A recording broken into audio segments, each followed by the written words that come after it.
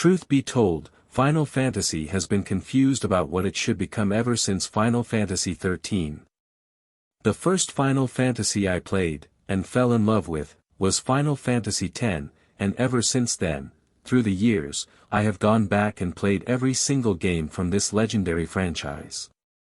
Yes, even the 8th game. And even though they all vary in excellence, they all share similar qualities beyond just having Mogles, Chocobos, and a random dude named Sid. As a Final Fantasy fan, I was excited to see what a new Final Fantasy could bring to the table. And then they showed FF XVI. I gave the game the benefit of the doubt about its ability to impress me as a longtime fan, but then the State of Play showcase in April 2023 happened. Now, I am sure of one thing: Square Enix has no idea what to do with Final Fantasy as a brand. Don't get me wrong, the game looks absolutely beautiful, and as its own self-contained game, it might be great. But FF XVI is a far cry from what a franchise that practically birthed the RPG genre should be about. There is a saying among hardcore gaming enthusiasts and modern Final Fantasy fans that goes somewhere along these lines. Final Fantasy has always been about change. No game is ever similar to the previous one. This, my fine gentlemen, is one of the most stupid phrases anyone who has played multiple Final Fantasy games could hear. Yes, the franchise is not about a singular storyline that spans multiple games, so in that sense, each game is its own self-contained universe, and so it isn't restricted by any story or any type of narrative. But the problem is that they are all Final Fantasy. They all carry a certain amount of expectation. And for anyone who has played the early games, they know that even if there are some changes to the structures of the story and gameplay here and there, they all retain a singular DNA, which is 1. Focus on telling a compelling story. 2. Deep, tactical battles that focus on the build and strategy of the decisions made and their ramifications in the future, rather than reflex and last-minute decisions, much like a chess game.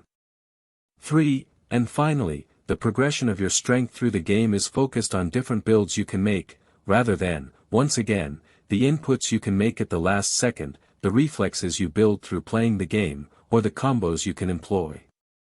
To put it simply, the skill comes from being able to read what your enemy is capable of and will do in the future, and act upon that knowledge, considering what your party is currently able to do, rather than building your reflexes to react to an attack the enemy is doing. So comes the showcase with an extended look at the 16th game in the franchise, and the only conclusion I could draw at the end is that Square Enix was envious of Capcom and its Devil May Cry franchise and decided to copy it. Because from the core foundations that Final Fantasy had as a brand until recently, they are missing two of them, with the only one that Square seems to be honoring and building upon is telling an interesting story. And even then, they seem overly focused on telling a very pretty story, full of eye candies in certain scenes and not having much else, which further puts into question where their focus really is. Do they want to make a great Final Fantasy game, or do they want to make a beautiful game that chases the latest trends? I fear that the only reason Final Fantasy VII Remake was such a wonderful and worthy addition to the franchise was because it had an anchor, the original Final Fantasy, and the expectations of both fans and developers to honor its legacy. Thanks to this, I feel like we got a perfect balance between taking the DNA of what Final Fantasy is, using almost 30 years of innovation to make it fresh again, but without Square's apparently innate fear of missing out on potential sales by not adapting to trends and systems that seem more popular today. Don't get me wrong, there is always a need for evolution. That's how we got Ocarina of Time when the jump to 3D was necessary, and that's how we got Breath of the Wild recently. That's how we got God of War 4, and now God of War 5, and so many more. Clinging completely to past glories will make you obsolete, which is what is happening to many Microsoft franchises that failed to reinvent themselves. But there is a difference between reinventing oneself and going completely the opposite way.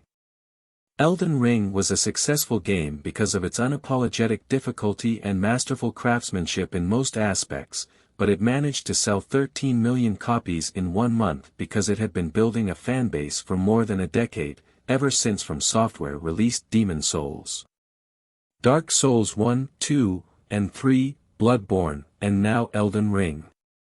Each new entry didn't reinvent itself, even the ones that were technically a different franchise, but they did improve what they did wrong and what they did right. There was an evolution without breaking the fundamental conventions of what a Dark Souls game is about. And when they veered too much off the path, they went and made something different, like Sekiro. But Square is squandering that legacy and that chain of events by doing what is essentially a new franchise with a different philosophy inside an existing franchise that already had its own philosophy. Anyone who is a devotee to what Final Fantasy used to stand for will look at this and feel like the company doesn't care about what they want.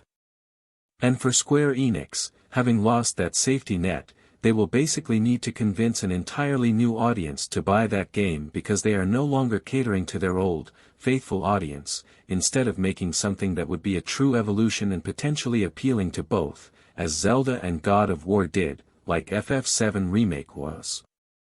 I do think that, without considering it part of one of the oldest gaming franchises around, Final Fantasy XVI will probably be a great game. Excellent, even.